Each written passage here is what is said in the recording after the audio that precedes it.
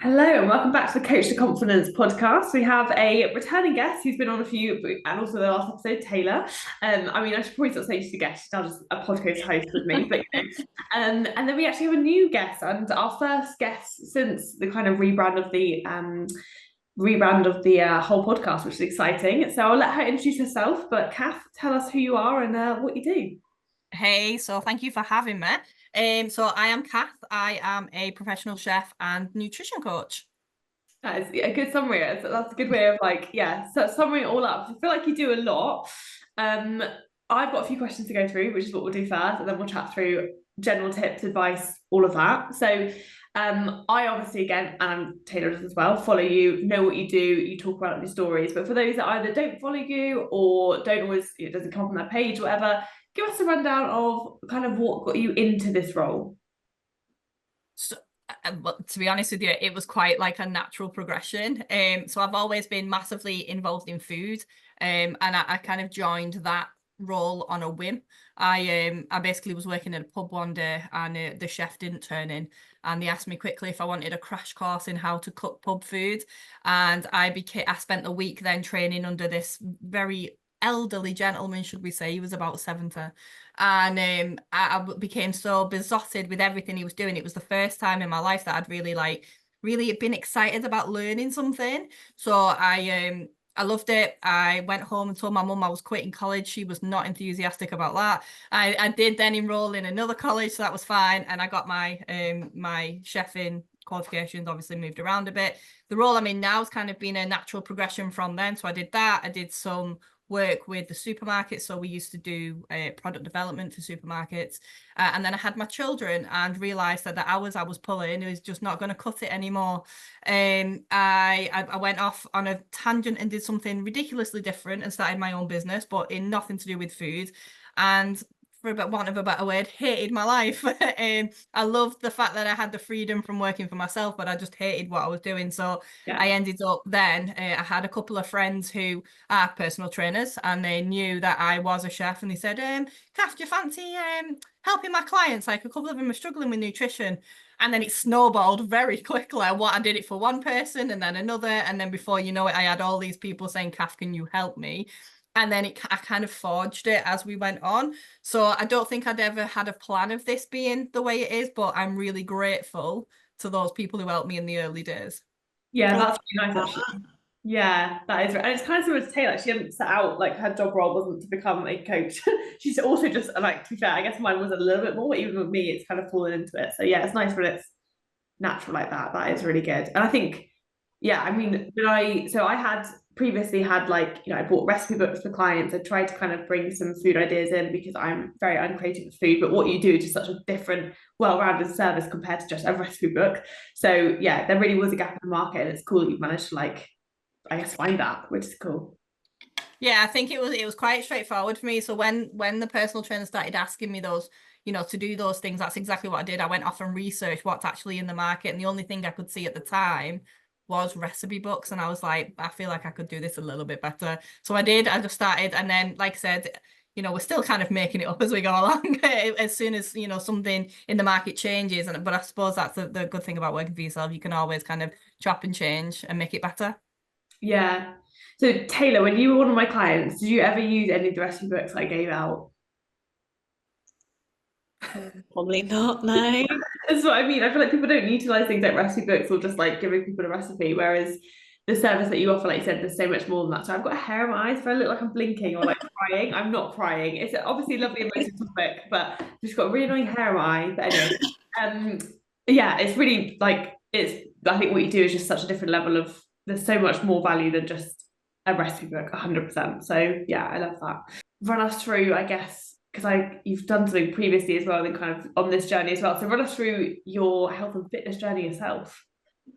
So I've always been kind of into the gym. Even in my chefing days, I would we used to do split shifts as a chef. So I'd work from 9 till 3, have a break till 6, and then 6 till 10. And if I was lucky enough to get a break, I wouldn't go home. So I realized if I was going home, I'd go to sleep, and then I'd feel awful for the night shift. But I used to go to the gym. So like I've always had some, form of attachment to the gym. I just really liked it, like the community. But I never really needed to get my nutrition on point per se, because I was working a lot. I was on my feet a lot, and we didn't eat as chefs. We did not eat. We had ridiculously bad diets. And then so I kind of picked up this habit of just eating on the go a lot. And then when I came out of chefing and I had my son, and I got my partner first, I realized that my eating habits were radically different to his, and he was actually sitting down for 3 meals a day. And I kind of carried on doing that, but then I was also still eating on the go because that's what I was used to. So I ended up piling loads of weight on. Like I was a good 10 stone overweight. And I didn't really know what to do. I think I stayed there for around 3 or 4 years. I didn't really go to the gym. I had a new baby. I just let everything else go in front of me, as you do. Like, I can't, my baby's here. I've got work. I've got my partner. I didn't do any of that. And then I had the only thing I can describe is a mental breakdown. I had it didn't help. Obviously, all the fuel I was putting in wasn't great, and I didn't really feel like me anymore. And I just didn't feel the best. And then I started up in the gym again. And then that kind of progressed on to, I started doing like little challenges. And then that progressed on to, I started looking after my body. I got myself a coach. And then one day I was chatting to a good friend of mine. She's a marathon runner. She runs ultra marathons up and down hills. She is phenomenal. And I said to her, I'd love to do what you do. I'd love to be a runner. And she was like, you absolutely can. I was like, no, I don't think you know who you're talking to. I cannot run. And she basically took me, the first training session I did, I think it was like 2 minutes I was running, and I cried. 6 o'clock in the morning, I cried. I phoned her. I was like, we ain't doing this. I think you've got the wrong person. It was like a whole thing. There was, like wind, everything. It was horrific. But to be fair, since then, I kind of thought, no, like, let's just see. If I put the work in, let's just see. So, fast forward to kind of now, I've managed to lose just over 5 stone. I've done half a marathons. I'm about to do another one. I started training in sport karate. So I did traditional karate for a while, which was like katas and things like that. But then I moved to sport karate. So I'm actually fighting now. So like everything I've done has kind of given me the confidence to do the next step. I've still got, I'm still quite open with my fat loss journey. I'm nowhere near where I want to be. I've still got around 3 or 4 stone left to go. For the first time ever, I'm going to get there. Like beforehand, I'd be like, oh no, let's just see. Whereas now, no, I've got all the evidence now. Yeah. I'm going to get, I think having the performance goals for me is key. Like I want to try high rocks now. I want to try calisthenics. Like there's loads of stuff I want to try just to see if my body can actually cope with it. Yeah. And I think that's only something you get from this kind of crazy fitness world that we're all in. Oh, I love that. That's so nice, like to hear that it's not necessarily about the weight and it's about what you want your body to do and challenge yourself in that way, that the weight is just a bonus. Like, Yeah. I love that. I think I think for a long time, so I come from like diet culture, Weight Watchers, Slimming World, that was me. I watched my mum do it for years. I followed in the footsteps because when I was younger, I never had a weight issue. And it was only kind of when hormones kicked in and I had my children, I was like, okay, this is a problem. So then I did that for a while. But to me, like standing on the scales is just, and I'm still not fully past it. I sometimes stand on the scales and go, oh my God. But like, yeah, I think that's just ingrained in us. But I don't know. I think for me, it's much more powerful to go, well, it doesn't matter because I can still do this. Like I am still able to do this. And it's more for like, I've had a daughter since, and it's for her. Like all I keep thinking, if I break this pattern now, she is going to take this. And I do not want her to watch like mummy struggling because she weighs a stone heavier than she should do. No, I want her to see that mum doesn't matter what mummy looks like because she's empowering. Mummy goes out and does this anyway. And I recently had the privilege of having both kids. We did a 10K. I'm obviously in training for the Great North Run. I did a 10K and both children were there. And it was the first time both of them have been there. And I cried my eyes out all the way around because my 4-year-old was like, go on, mummy, let's go. And I was like, I'm doing it. And again, it's for her because I don't ever want them children to feel like I did. I don't want them ever to go, if you put weight on and you're overweight, fine. How do we fix this? I don't want them to be like, I don't know, and then trying things like shoddy pills and bad diet culture. I'd like them to be equipped with the knowledge that they know how to look after themselves, again, for the longevity part, rather than to fit into a certain box. I love that. I think Taylor will agree as well. So many of our clients, particularly the moms, come to us saying the exact same thing about like just being so aware of, breaking the previous generations of all that toxic diet culture, and then obviously not wanting to continue that on. I think it's such a nice thing to be aware of and be focused on, because like you said, they are just sponges at that age, aren't they? Like they really do and did your daughter come with you? Was it your daughter came with you to karate? One of them doing it as well, I think. One of the kids Again, Sarah. are one of your kids doing karate as well with you? Both of them, yeah, both of them do it. So yeah, we started just after lockdown. No, sorry, just before lockdown. My son had watched Cobra Kai and was basically like, "I'd love to do this." And then I said, "Okay." And then I only joined because he was nervous. He's quite quiet, like he's confident with his friends, but he's quite putting him in a new situation. He's quite shy. So I said I would do it with you, and then it just progressed. We did that for 3 years. And then I always say to him before we start again in September school, I always say, because he does a lot of sports, like we are a big sporty family, and sometimes the time scales of what we do is not great. So I do say to him, is there anything you want to quit this year? Like, you know, let's get some time back. And he was like, and he did say this one particular year, he said, I love to do karate, but I'd like to be able to fight with it, like, because where we were before, like I said, it was just learning the moves, you didn't actually apply them. And then he joined, and I thought, well, if he's joining and he's putting himself out there, I need to join. And then my daughter does classes for her, so now she's there, so all 3 of us are now there. I love that. And yeah, I think it's that thing, isn't it? As a parent, you want your kids to be doing all these extracurricular things, but then when you're actually having to like ferry them around and logistically sort it all out, it takes up your whole week. So yeah, it can definitely be a lot. But yeah, I do love that. Have you ever done karate, Taylor? Yeah, I got 2 brown and 2 whites. Very wow. nice. Nice. Yeah, I was one way from black belt, but I mean, I was like 11, so it was many, many moons ago. But I went to secondary school and I thought it was going to be the end of like any extracurricular activities. I'm just going to be working and homework and timetables and stuff. So I gave it up, but didn't need to, essentially. So I'm sad about that, but yeah, I loved it. Loved it. We should get back into it. I feel like martial arts are so cool, and yeah, I wish I've never done any, but I would like to. I think it's the idea of having that discipline again. Yeah. That's essentially what you're taught, isn't it? And the structure and things like that. I did love it. I did like all my gradings and stuff, and the respect for the sport is just incredible. But yeah, I have been toying with the idea. I was thinking about taking my nephew, but oh, I don't know. Do it. I love that. Definitely. Yeah. I'm like, we're both gonna hold you to that. Do it. I didn't even know you did that. That's so cool. Yeah, absolutely do it. Like if there's something like that you can get back into, that's yeah, like you said, nice to be able to take him as well and get him channeling that childhood anger. So yeah, it's always a good shout, definitely.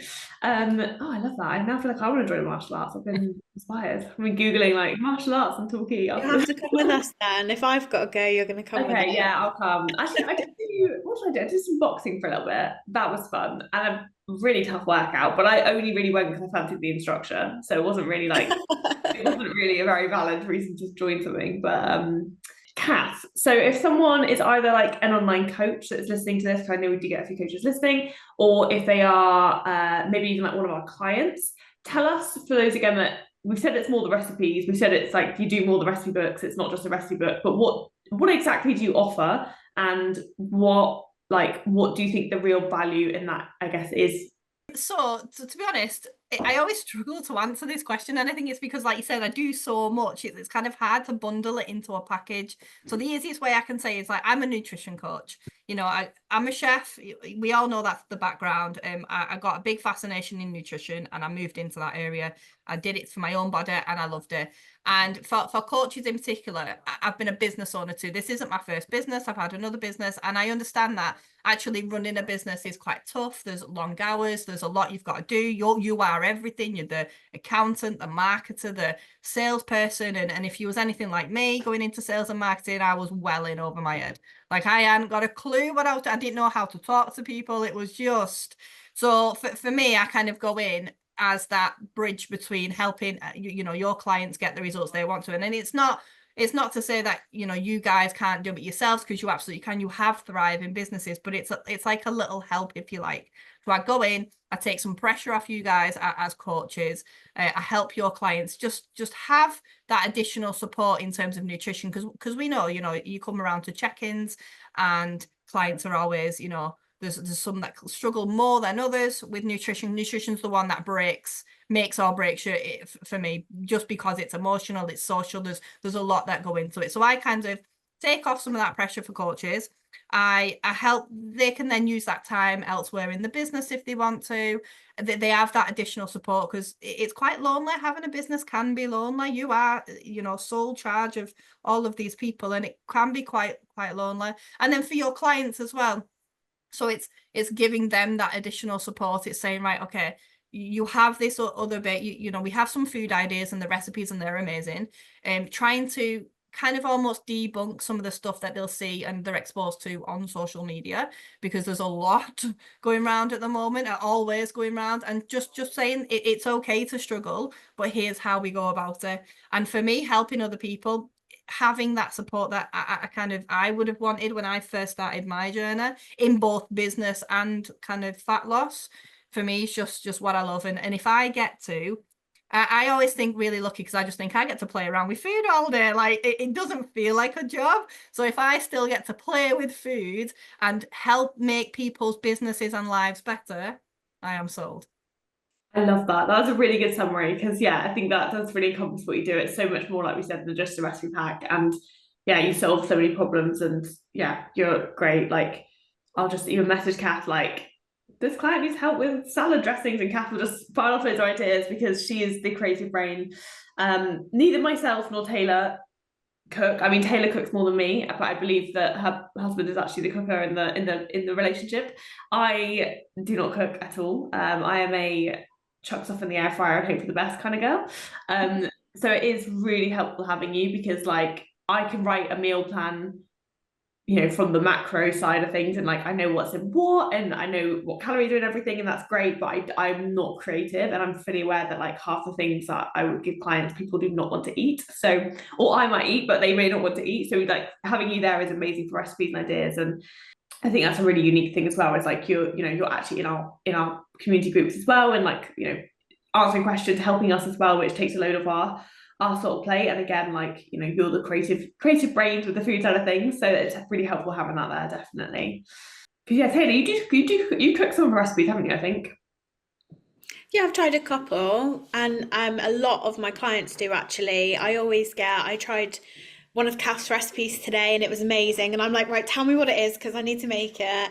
And actually, some of the challenges that I give my clients as well is, especially if they're struggling around nutrition, is your challenge this week is to just try one of Cath's recipes. It's literally like just, and I always say, like, look for it as a family, and then give the control to like the kids, and they pick what you're eating and things like that. And I always kind of set challenges. I need to kind of make that a rule in my house as well, because we always get in funks of the same meals like over and over again, because you know how long it's going to take, and you know what the macros in are, it, but it does get boring. So it is, I think, something that we're definitely gonna take advantage of a little bit more, I think.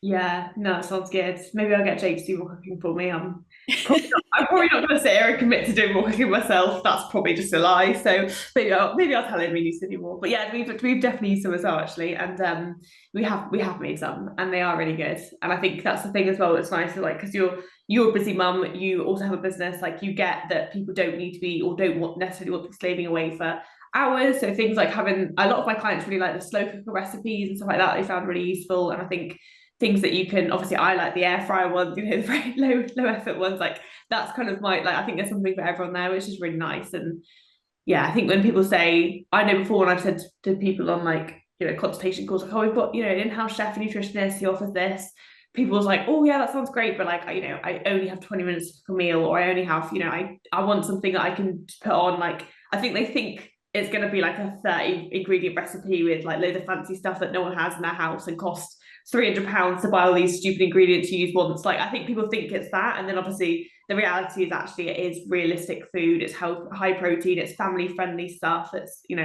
you are really good at working out like what people actually need and want, which I think is really valuable.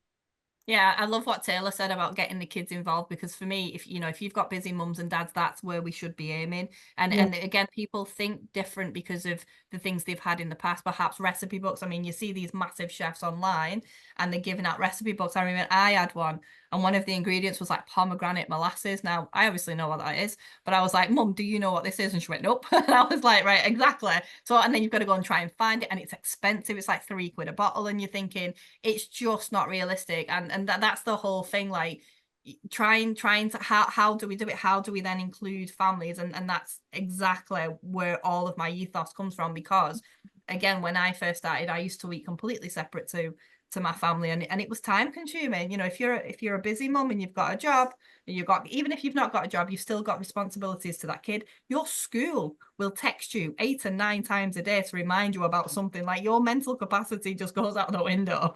So having the kids involved, and then again, it's giving them a life skill at the same time. So again, they're not in the same boat you will be in 20 years time. So I love the fact that you have both said that, because that is exactly kind of where we come from here. Yeah, because hey, I don't know about you, but I think the reason that I'm not bothered by cooking, I've never really had interest in cooking, literally just stemmed from my mum, and like the fact that she is not a cooker, she is a microwave meal kind of girl, she is a chuck stuff in the oven. And you're so right, I think actually now thinking about it, like that is exactly like what I've been brought up on, which is why for me, if I can't microwave something, I won't eat it. So I think, I don't know if it's the same for you, but that is definitely where I think that my own relationship with cooking has come from. Yeah, I think it's similar. My mum had her staple recipes, and I still to this day get so nostalgic around them. But outside of those recipes, I don't necessarily remember what our food was like, because it probably was just based on the money restraints and the time restraints that my mum had. It probably was something that was very unexciting, and I think it probably is very similar to what I do now. I'll just bung something quick in the air fryer, because that's what we kind of grew up. We had no time. My mum had 3 kids on her own, and it was just a bit like that. But um, I always now go to my sister's for dinner, and I'm coaching her as well. So she uses some of your recipes, and I'm always like, what is for dinner? Like, and it's nice that she gets the kids involved. They always help chop and do all of that. So it's like so nice that, if I were to have kids, I'd be the same, that we kind of incorporate kids into the cooking element of it, and make it more of a thing, because I don't necessarily enjoy cooking because I don't know how to cook and make good yummy recipes. So I think that's probably where that restraint has been, I guess. Yeah, I definitely think it starts at home. I mean, we were quite similar. So my mum was a cook, and she was a cook kind of all of her life. That was her job title. And when we had no money, they worked 3 jobs between my parents. So I was the oldest, so then I was the one that went and cooked, only because she'd leave me little, handwritten notes, put this in the oven at this time, do this, and that's kind of where. But she then came from a family of the same. She's one of 8, so they really had no money, and like good Catholic family, and the only thing they could do back in the day, everybody would cook something to help the street. So it was when everybody would like wanted baked bread, wanted bake a pie, wanted grow potatoes, and that for us, that was the only thing we could kind of do. That's the only thing we could afford, was getting whole vegetables and things, popping them all. We were the same. We had cottage pie, we had beef stew, we had all that kind of stuff growing up. But I think for me, and especially in nowadays, and the stuff you see on social media, I think it's kind of drawn into that, oh, we have no time now. Like, your mum would be in the kitchen cooking all day, someone would be on the pot all day or in the slow cooker. So kind of the whole ethos around that is, no, we do have time, we've just stopped making time for it. And actually, you don't need these big elaborate meal plans. You're absolutely fine with having 10 staples, because who really has the time to cook anything more than that? But every now and again, why not try something different, just to stop? Because the problem we've got is, if people stop cooking entirely, that's when takeaways come in. And I don't know about you, but it's really expensive here to have a takeaway now. I mean, we don't go, but I think the chippy you're looking at, I think it could used to feed a family of 6 for a tenner. I don't know what you'd get now, but it's that budget, that time, all those restraints, and it's about showing people that actually we can do it, and you just need a few skill sets. And the same as in schools, I don't think they teach it in schools as much as perhaps they did once. So I kind of feel like that's where enter Cath. This is where she comes in and is like, right, we can help. And I'm on a big kind of mission to just get people cooking as much as possible, just to know how to, because you know, you guys have said you don't really cook, but you know how to fuel yourselves. And I think that's the difference. I think if you have nothing, you know, if you come in from an angle of, you know, you're not really sure, then it's the fueling part for me. And then it's the nutrition, and then it's all those implications. People end up living on takeaways, which is really expensive, and as we all know, it's not great for us either. Yeah, I think Jake went and got some chips and fish the other day, and it was like 15 quid for just one portion of chips and fish. And I was like, yeah, like you said, like, what the hell is that? That used to be a family. Like, yeah, that is expensive. And he ate it like it was nothing. I was like, yeah, I'm not spending 15 quid on some chips and bloody fish. Yeah, mental. But yeah, no, I think that's amazing. And yeah, 1 of 8 actually terrifies me. That's a huge family, Jesus. Oh, honestly, we've got like brothers, we've got like aunties, uncles, cousins coming out of everywhere. Like, well, we're never lonely, put it that way. Yeah, that's true. As a massive introvert, that's my worst nightmare. So that's like, not that I've got one sister, that's enough. I don't need more. Yeah, no, I love that. So yeah, we did actually put a question poll up yesterday, and you kind of answered quite a few of the questions. Well, one of my clients, I know she uses you frequently, so I'm guessing this was more of like a question that other people might benefit from. But her question was, what would you say to start with out of all the resources you have if someone either just started using you or opened it all up and was like, oh, there's loads here, like, where do I start? What would be your advice to someone, I guess, wanting to use some of the stuff you give and some of the stuff you do, but not quite sure where to start? I definitely think we have the time element. So I think if you nail the time and organize your schedule, then the rest of it comes into play. And this is something I kind of figured out on my journey. So it's quite funny because it's not a training, it's not food, it's not a particular thing to cook, it really is your time. So the first thing I'd give people is we've done a create an effective schedule, and it's basically where I sit down, it's a step-by-step, and I show you how to sort your schedule out. Because if you've sorted your work commitments out, your children's commitments, your household chores, whatever you've got going in your life, if you've got all that plugged into your calendar, you'll then start to be able to see, right, when can I cook? How often can I cook? Do I need to meal prep? Am I okay to actually just prep the night before? Like, what fits into your life? But you're the only person who can answer that is that, you know, yourself, because we all have radically different schedules. You know, some of us work longer hours than others, some of us have more children than others, you know, so it's about sorting that out first, because then everything else becomes clearer, and you've time's never an issue or an excuse. It used to be an excuse for me.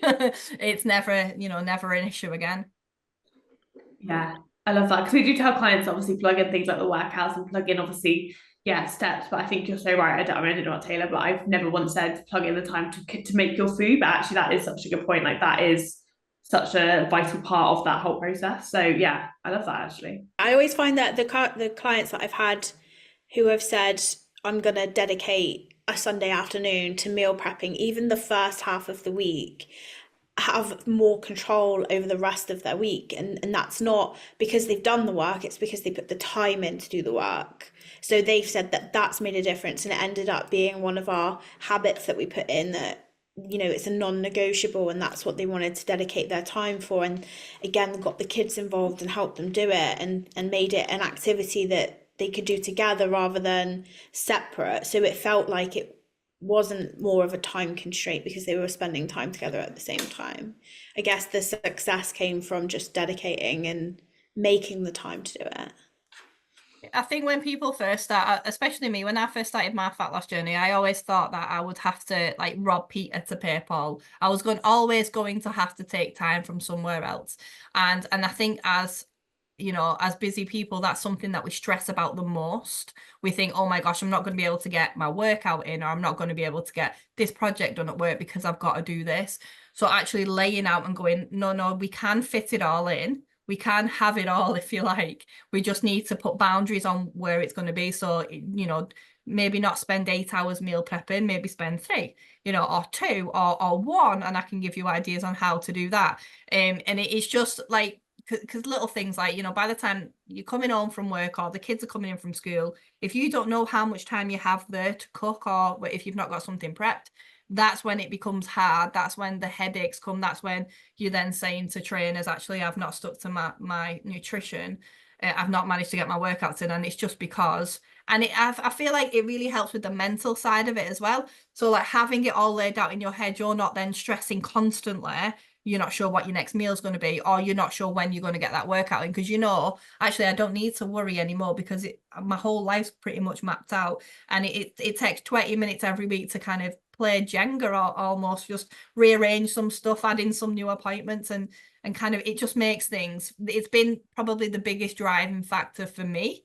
So I always think, you know, if it helps so much, then get it out to as many people as possible.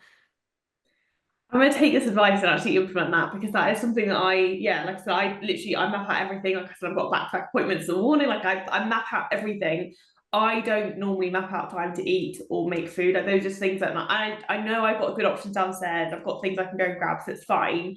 But actually, probably having the time to add in actually make that a priority and put that in my calendar is actually going to be such a game changer. So yeah, thank you. It's something I need to do as well, because I'm often like, shit, I need to go and find something I can like open to a tuna somewhere, like, you know, something, but it's definitely not a planned thing with me. So yeah, it's actually really good advice. Thank you. I think making time to eat as well helps your relationship with food as in general, because you're enjoying and the process of eating, and taking time to consider what you're eating and things like that.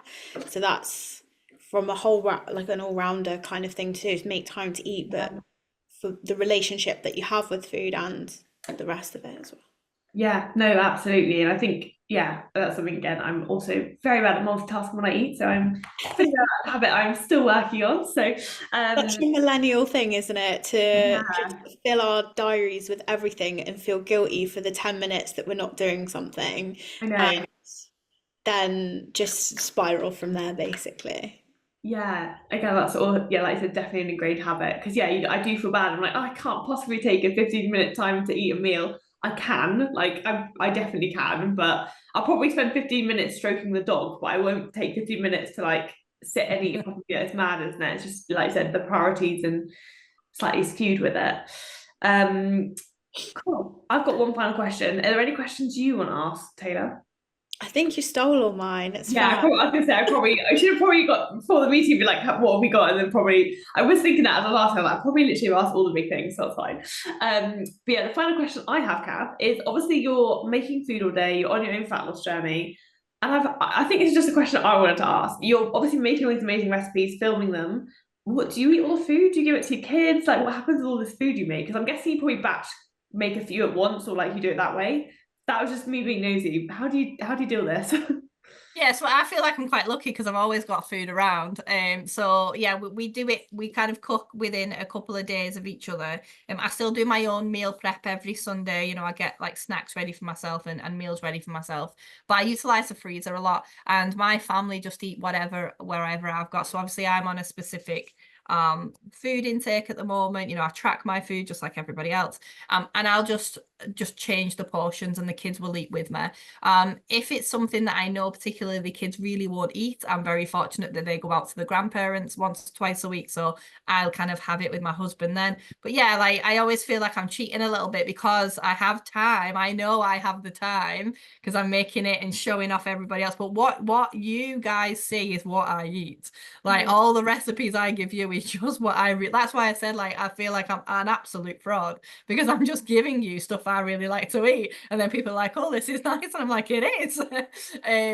But I think so, you know, sometimes some weeks it could be where I'm batch cooking and I'm eating the same thing 3 or 4 days a week to make it easy for myself. If, like you said, if I'm back to back with calls or I know it's really busy, I try and keep really simple.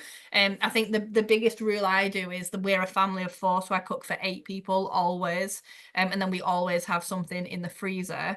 But yeah, I mean, if anybody comes into my house to do any repairs or anything, they always get sent away with food. We had our garden done not long ago, and I was like, we have just made this. Would you like some? Because I knew full well we were going on holiday. It wasn't something that I could freeze. So I was like, just take it. And they were like going out with big trays of food. So like, people know, like, I can't give you much, but I can definitely give you food. So like, if I'm and I like it, I like giving it to the neighbors as well, just to see if you know, if it's nice, like if it, especially if it's something we've not had for a long time, just go and try that, and if I get good feedback, then we're good for that. So yeah, I'm a big feeder, so just give it out to everybody, really. I love that. No one has ever left my house with food that I've given them that I've made.